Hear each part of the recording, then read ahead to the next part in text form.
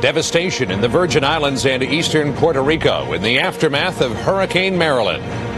And with Serb forces now withdrawing their heavy arms, NATO extends its deadline in Bosnia.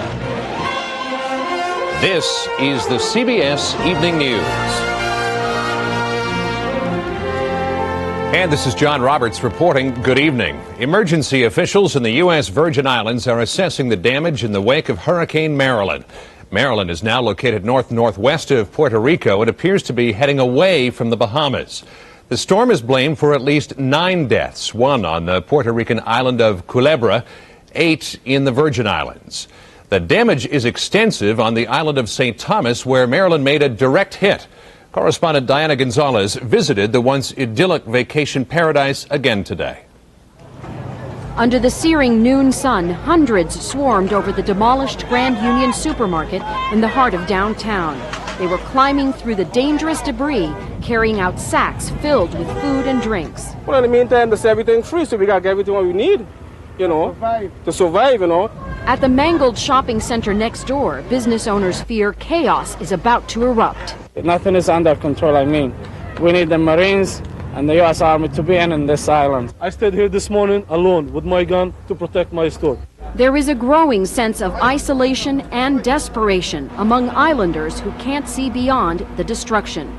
In the marina, tattered sails are flying like flags of surrender to Maryland's fury. We're devastated. We're Hiroshima without radiation. St. Thomas's only hospital is in critical condition. This is the top floor, what was the pediatrics ward. During the storm, doctors scrambled to get sick children away from flying debris. They were very scared and screaming, yes. The emergency room was also destroyed. A makeshift ER has been set up, but the disabled hospital can't handle seriously ill patients. They are being medevaced to a medical center in Puerto Rico. Away off the island. I want to go home. Just get out of here. 800 tourists are stranded at this seaside resort. This is the 8th floor of the hotel. All the sliding glass doors shattered, and all the walls in between the rooms are gone. It's hard to believe no one was hurt. Everyone is happy to be alive, desperate to get out. We'll take big birds, whatever that's available to get out.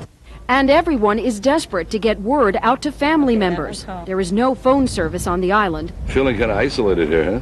A little bit, with no communication to the outside world. Yeah. So they ask journalists traveling on and off the island to call relatives for them, or paint a message on the bottom of a shipwrecked yacht. Relief is starting to trickle in. FEMA workers were at the airport today checking out the runway so that they can fly in plane loads of supplies. But as far as the islanders are concerned, this help can't come soon enough, John. Diana, does the government there have any idea how long it's going to take to get the Virgins back on their feet? Well, I think it's going to take months. I think that's being conservative, really. Residents there are actually saying that they don't believe full power will be restored to the island until around Christmas time. And you have to realize, again, that this is an island. It's not like, for example, when Andrew hit Miami, that you can drive in